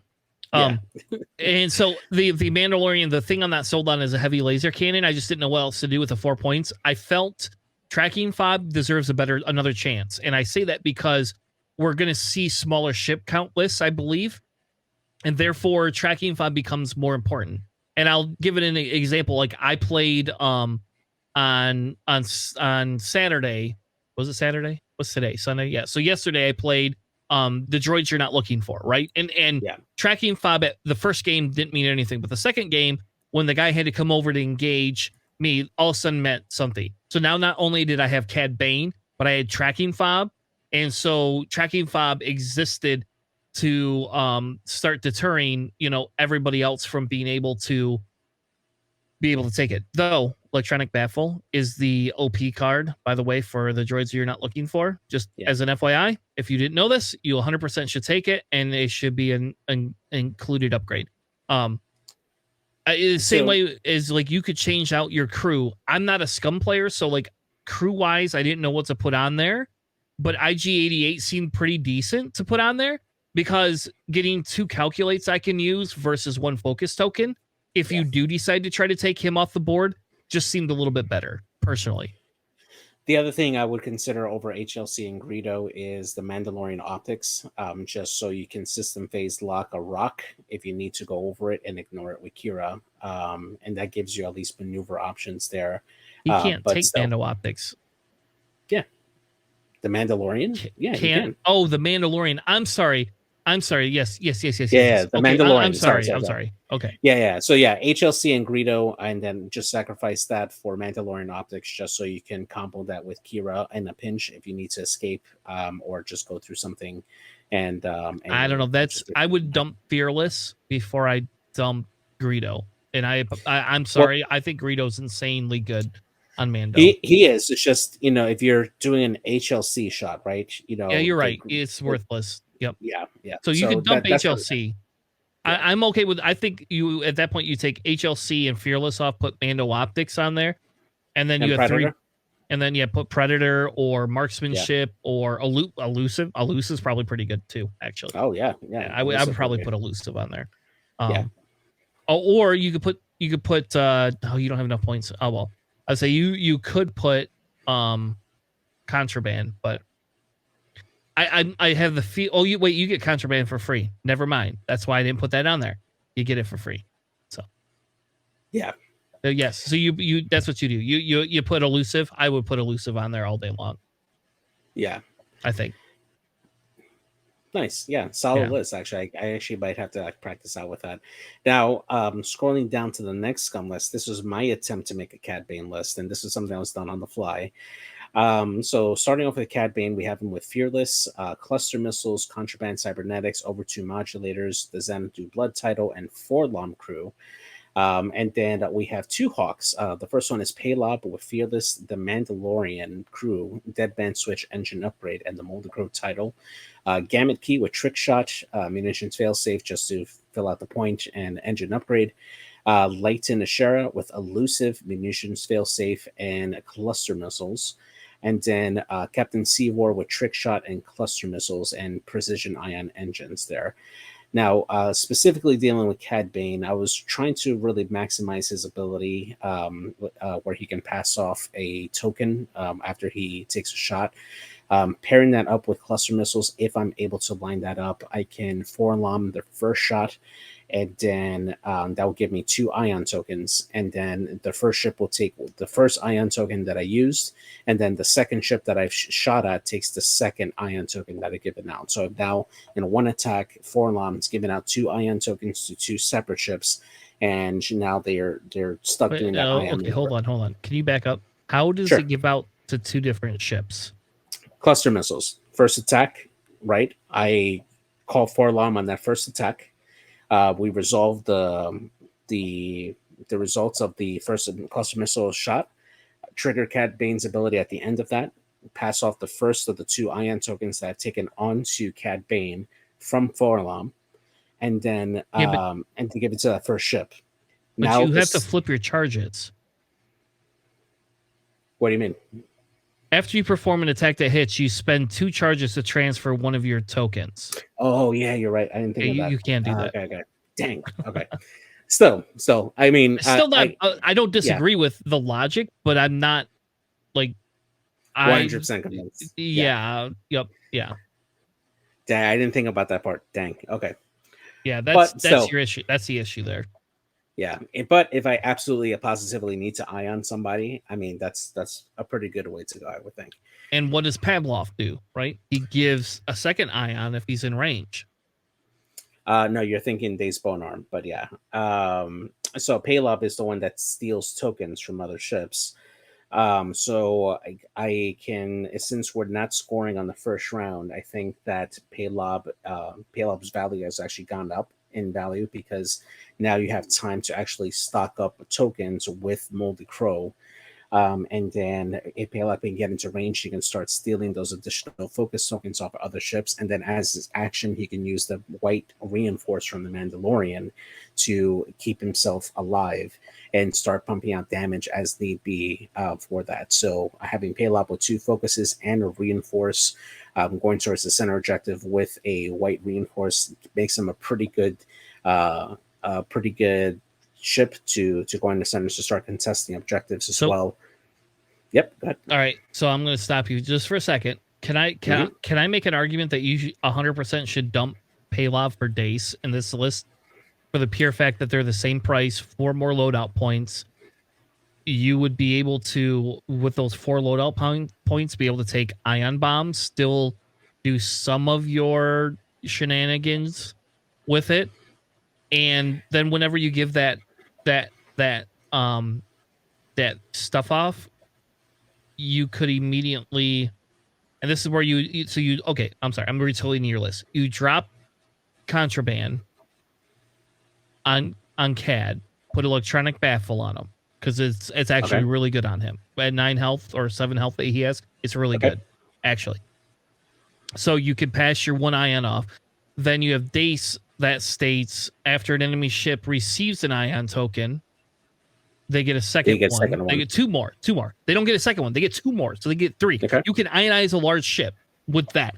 Or you have your ion bombs that you would put, and I would actually argue fuck trick shot and actually put ion bombs on both of them. On both of the Hawks. With Dace, you could keep your same loadout. Dace gets 4 more loadout points, and you can put ion bombs on him. My argument would be I get the point of Pavlov. They both can take Moldy Crow title now. They changed that. Dace can take Moldy Crow title. And if he couldn't, I would actually argue, I would probably be a little bit more in favor of your piece there. But because he can, I think it makes a million times more sense. Just personally. I can see that. Yeah, definitely. I mean, I can actually drop Deadman's and engine upgrade on Pavlov for the ion bomb if I really wanted to too. That would definitely work. Gamniki, for this, I put him in more as a filler ship, but he does have the ability to at least provide CAD with an additional token, or at least help him keep a couple of those tokens before he goes and engage. So I think that's a pretty good one. And I put trick shot on him just so I can keep him as a flanker, like going around obstacles. And if he gets behind an obstacle, he gets that extra die shooting out and on defense as well. And still, hopefully, we might be able to get something off if you're taking away tokens with Pavlov and CAD as well. And then Leighton Ashera, I'm actually really glad that this particular pilot for the M3A has come down to 3 points for it, because using cluster missiles with munitions failsafe, you can get extra tokens, evade tokens, for that ship in the event that the dice just don't work out your way. Like if you roll complete garbage on one of your rolls, you could just munitions fail safe, recover your charge, and then get an evade token on Leighton Ashera, which is pretty good. Seavor I thought was a pretty good one as well. Just giving out the tractor tokens when needed. Just park them behind a rock with trick shot, and if you're able to get actually, now that I think about it, cluster missiles doesn't work because he has no target lock.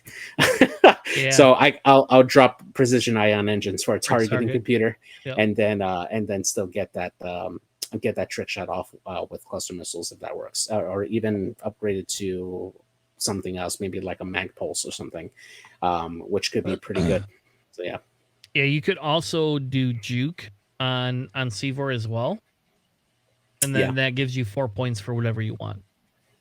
Yeah, that's good. Yeah, absolutely. I'm sorry, I'm very high on juke right now. Yeah, it's dropping down to 6 points. It's a solid buy here. So the next list I have here is a resistance list that I made up here. It's trying to like revive the old 4-ship archetype that I used to run. So this one here, you have the Heralds of Hope Poe Dameron with backwards tail slide, heroic, ferrosphere paint, R4 astromech, overdrive thrusters, and HLC. And just before I go to the rest of the list, I absolutely love now the new obstacle rules, because it does make backwards tail slide a little more powerful for it. So it allows you, especially with overdrive thrusters, if you have the more thinner obstacles, to do a red 2 barrel roll if you set it up correctly. And you can end up with, let's say you do a focus barrel, you could do a focus barrel over an obstacle. Yes, you may suffer damage depending on what you get. And then you get an evade token for that as well. And that is just a really strong piece in a pinch where you need to outmaneuver somebody through an obstacle and give yourself an open lane to go through. Ferrosphere paint as well, really good defensive tech for a Poe. If your opponent decides to target lock you, they either take a stress or break their lock, whichever they decide. And it could be a really big boon for the rest of your list. That's really good.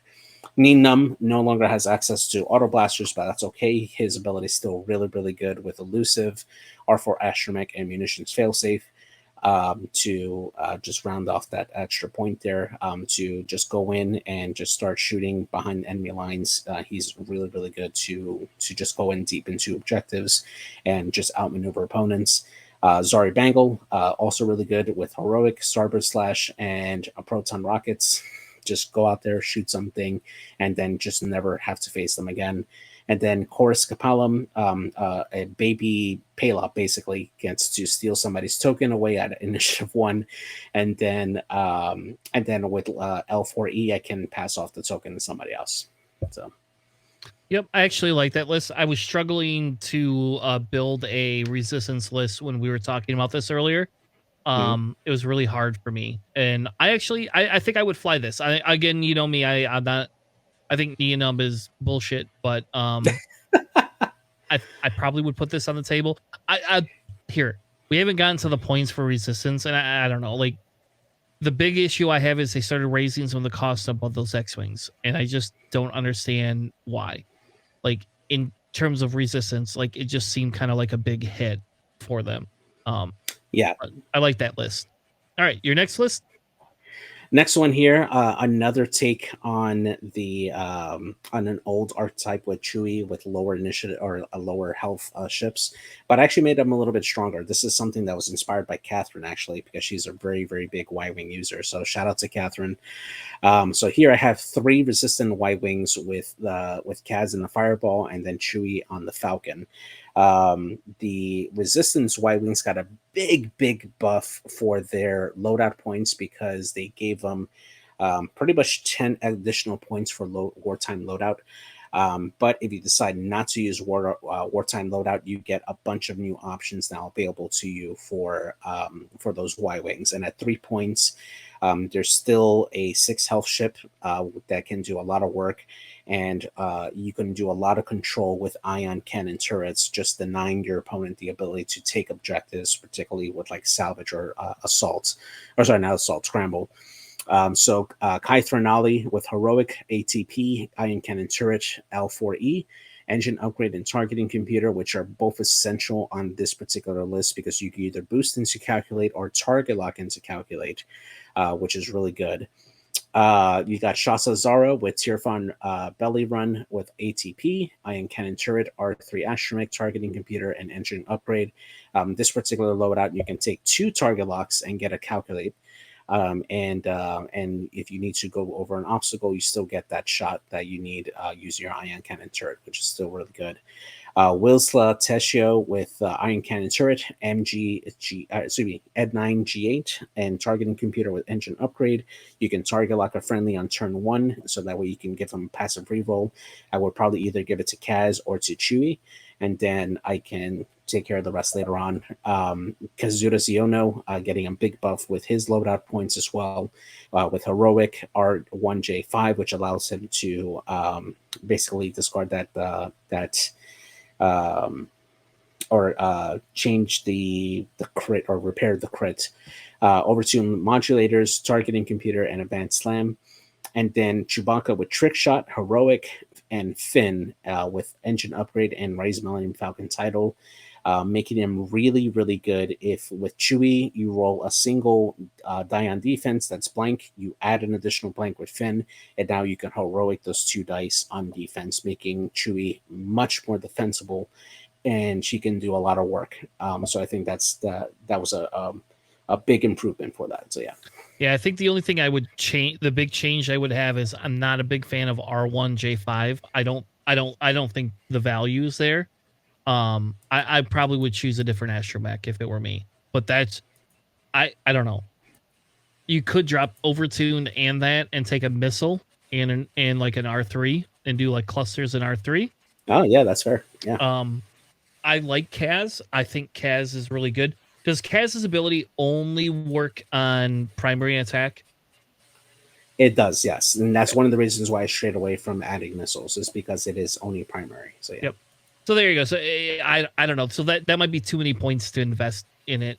But again, that I don't know. I definitely am not a fan of that RJ or R1J5. I don't.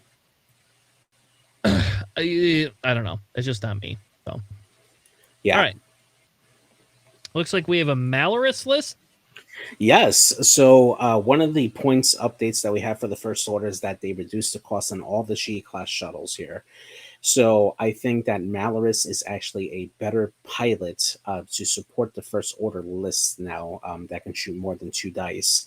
And because you can't use Pyre anymore, my next default was Terex to start providing those calculates out for free.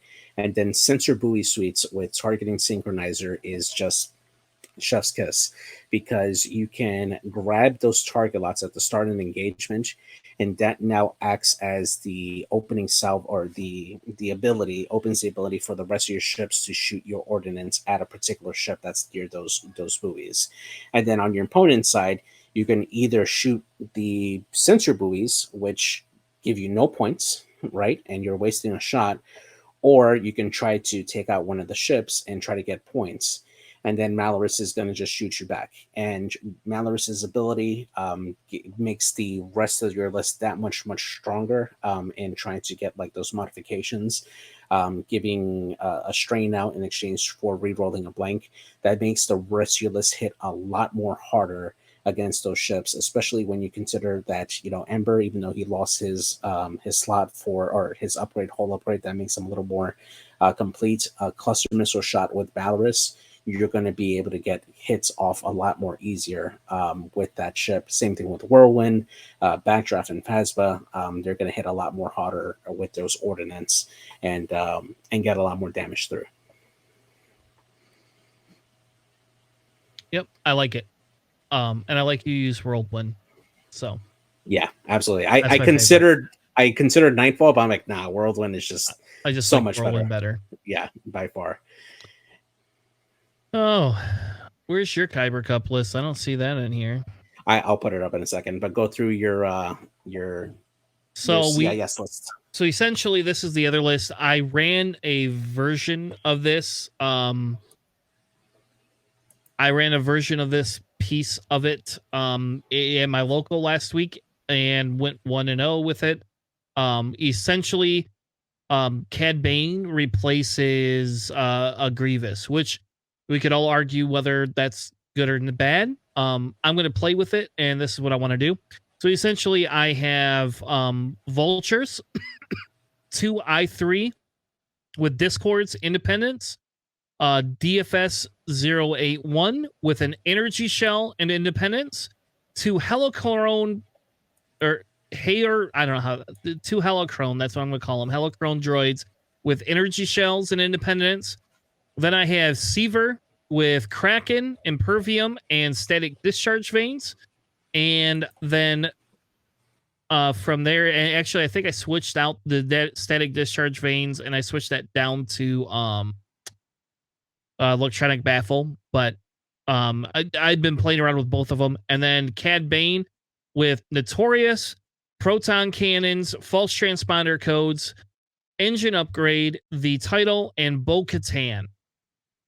And I specifically chose like the Bo-Katan crew in my list because I feel it's underrated in there. And essentially, if you're performing an attack at range 0 to 1, you get to reroll an attack die.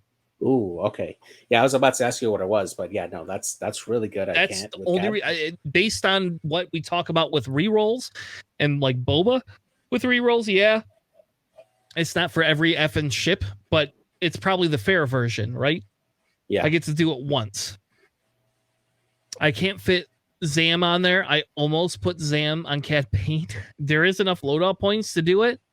You could put Zam and Proton Cannons on, and that's 11 and 4 is 16. And then you can't have Notorious though, right? Because Notorious, you have to have the illicit. Yeah. So you can't do Notorious, but I had played around with Cad Bane having the Zam crew and the Protons, and then Predator. But what I felt was the theory behind this is it just if you can pop Cad, which he's only 7 health, right? If you can pop him, it feels like a waste of Zam. And at only 2 dice, and a small ship, it just feels like it's a little bit easier. You can't. It's not like I could take Bo-Katan on a gauntlet and feel good. So yeah, that you do have a point there, and in that and being at initiative 4, even if you're facing off against another initiative 4, the possibility of you still getting killed first or before you can actually trigger Zam to be useful. Yeah, I can see the reason why you didn't go that route. So yeah, I agree with you. Now, your thought process on HLC versus Proton Cannon. When I played it, the Proton Cannon was more useful for the fact that it was the crit pusher for the scenarios we needed to push them to drop crates, or for the pure fact, and I'll say this because if I could push a crit into you and it's a fuel leak or a hull breach or a structural defense, right? You know, like a structural damage, all my other ships have not shot. Every one of my other ships has that ability to now capitalize on it if they have UNARC. That's the theory. HLC, I think, is better in terms of that. But I found with Cad Bane at an I4, I'm not able to line up the bullseye every single time. If he was an I6, there would not even be that wouldn't be a question. You would put HLC on no questions asked. It wouldn't even be a thing. But that Proton being able to push that crit through, just the ability to be able to hit that crit and then be able to pass off a token. I mean, like me being able to hit. Okay, Cad Bane is insane, and we talked about this on the show before. Me being able to push a crit through and then saying, "Oh, have my stress." I mean, come on, man! Like in one turn, that's like that beats Grievous a little bit. Grievous not being able to get rid of his stress. Cad Bane every other turn getting rid of his stress. And if you want to be cheeky, you can do Like you could do there's other things to get rid of some of that stress in Scum, but not in Separatist. So okay, that was my thought process on it. I like I like HLC, don't get me wrong, and I think HLC is very important nowadays, but but I get your point though. It's just you're at I4, you're not going to be able to trigger that like all the time unless you're specifically hunting like lower initiative ships. So yeah, or a big base ship or something like or a that. big base. Yeah, and I'll tell you, if big base has become more prevalent to the point where like we're seeing every other list have one big base or even a medium base in it, we might need to reconsider putting HLC in there. Yeah, exactly. Yeah. All right, so my Kyber list, which I actually just put in right below, so you should be able to see that here. So with the new points, I was considering whether or not I wanted to leave the Rebellion to just fly a different faction for once, because I've been playing a lot of Rebels recently. But it's nice to stay just because, faction prices and stuff. So what I have currently right now is a 5-ship list. Now, I was really torn on what I was going to fly because there's a lot of different options for similar points cost. I wanted to go something heavy. Originally, I had like a hammer list with Wedge, Luke, Hera, and another A-wing. But I settled on this just because they're all initiative 4, and I could get 5 ships inside of the list, and I have a pretty good amount here. So starting off with Dutch, Tier 5 belly run with ion cannon turret, cluster missiles, and R3 astromech. Just getting as many shots off as possible with Dutch. I can make him either a control piece or a good offensive piece at close range with cluster missiles. Can be pretty good. Jake Farrell with Elusive, Predator, and the Thread Tracers just for filler. And if it's not a key point, but there wasn't anything else I really wanted to add on to Jake, that was 4 points. And I felt that he's pretty good with that, especially since he has vector cannons. He should be okay. Wedge Antilles in the A-Wing with Predator and Proton rockets. I know that his ability only triggers on primary, but having that big hit potential with a proton rocket is pretty good. And then Wedge following up with his ability later on for follow-up shots, still very, very strong. Shara Bay with Predator, concussion missiles, and vectored cannons. And then Colby Sperado in the T-65 with Predator, R4 Astromech to make those hard to turns blue, and Contrabank Cybernetics to round off the list. So having 5 ships there, all of them can go fairly fast and each have a pretty good amount of offensive potential, with Jake being a very good pre-move coordinator. If not, he can support it with target locks as needed. And if you do decide to go chase him, he'll be elusive up with a focus. So he's good. Cool. Well, I think that does it for the list. I mean, we could go through points, but I don't know. I think at this point, the big thing here, right, is the fact that we have been list creating, we have been doing a lot of this, and I don't know. I feel that this is a really good step into list building, and maybe what we could do is look at Republic and is that the one we missed? We only missed Republic, really? Yeah, just Republic. So just to now that we've kind of completed like different lists that we built across most of the factions, like with the exception of Republic. What are your thoughts so far on the points changes as you were like doing your list building? How did it feel across the board? I felt a million times better personally. I feel the Separatists got a bump personally, and I think that to me that creates a little bit more fair piece. What I did not like is Resistance. I felt Resistance got a little bit nerfed, personally. I like that Republic got nerfed, and I feel like I can play Rebel again. Like, I don't feel dirty playing Rebel or overwhelmed. Like, a lot of the reasons I don't play Scum all the time, JJ, is because of the fact that, like, for me, Scum can be a very overwhelming faction. Like, it really can. Rebels also feels the same way. Like, I don't know why I don't feel that in Empire, but I don't get that out of Empire the same way I get it out of those two factions.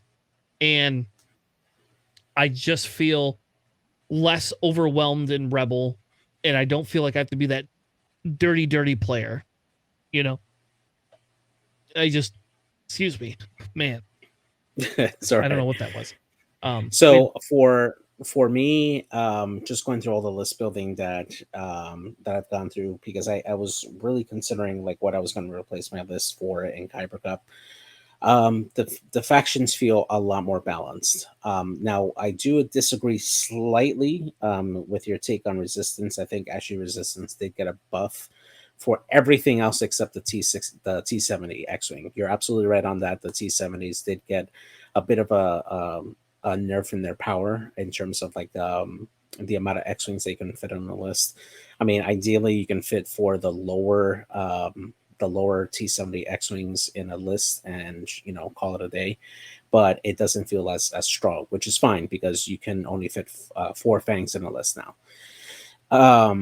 But beyond that, having additional options in the Y-wings, having additional options in the A-wings to fill it out, having the pods come back to be more viable in a list build potential and still be effective.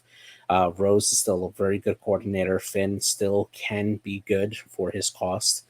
And you do have different options that you can load out with. I mean, I was actually surprised I was able to fit Chewie in a 5-ship list with the Y-wings that do very, very well. So and that's something that I'm actually excited to try out, as well as my 4-ship list with Poe and Nien. So I feel excited to actually try them out again. And part of that excitement is because the nerf that they've given to the Republic, both in the rules changes and in the points cost for a lot of their Jedis, and the loss of a lot of the slots for those Delta 7s is something that I'm not having to worry about now when I'm list building. I don't have to be like, well, I'm going to get, my list can be fair against other factions, other lists that are going to be common. But, if I face off against Jedis, I'm pretty sure that I'm going to lose that game no matter what. I don't feel that way anymore with the Republic when I'm building with like Resistance lists or with CIS lists anymore, because I feel like they got a hell of a bump with this last points update. Auto Blaster being gone, that was a good call.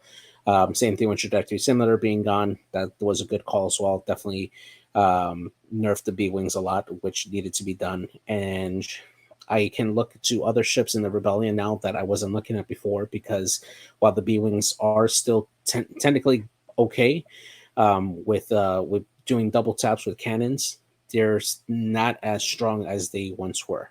They don't have the same tools to make them oppressive to the point of where they were, and you're now considering other ships to build with. So so you can have a lot more options in the Rebellion. Yeah, and I agree. I think that's the big thing here, right? Is that we have what we want, we have what we can play, and we have what feels more fair, and I think that's kind of where we go from here. Is where does it feel more fair? Where does it not? This is where it feels a lot more fair. I am not happy that I lost prior, but I understand why. So yeah. Yeah, Commander Pyre. But I mean, we'll see too, like what else they're gonna do with the new scenario packs that are coming out here for Mini Extravaganza. I'm excited to see what else is going to be done for the game, and I just hope that they're good enough and balanced enough. That's the most important thing, balanced enough to the point where it also makes you now consider other pilots that you weren't considering before, because they could be good in that particular scenario. Exactly. Yeah.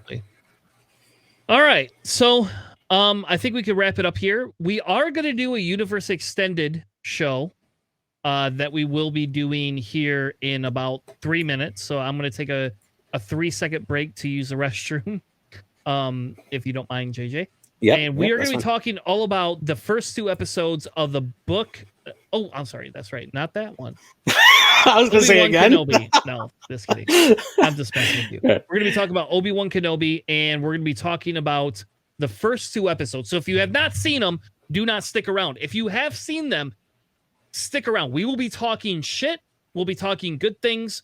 Well, Chris is going to be more negative than you would think, especially after Charles admitted on stream that he was Tanner was correct here.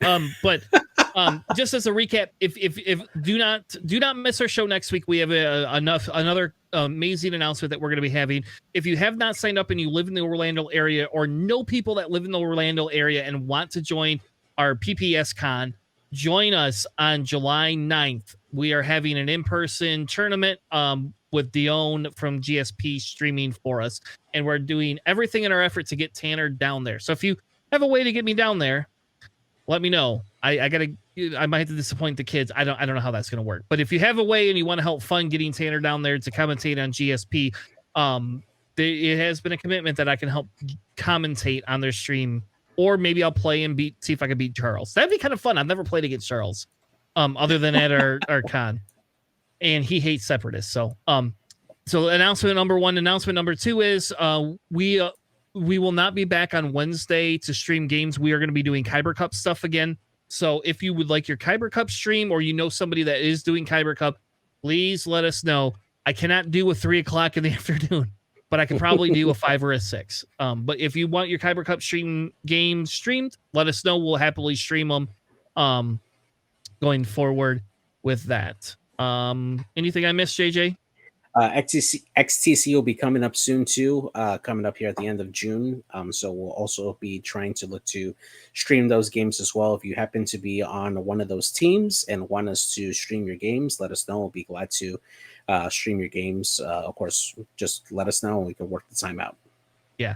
And we were looking before, like I said, at streaming games for ourselves, but if there's going to be enough online content, we might just stream those games instead.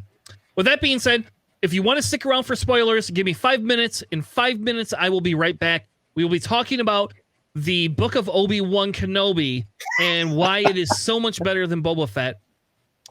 With that being said, we'll be back. Give me 5 minutes. We'll be back, and we'll be talking spoilers and trash. And in this, you can say whatever the hell you want. There is no content warning on this. Anyway, we'll be back. Have a good night. Thank you for joining us on the Syndicate. Have a good night, everyone.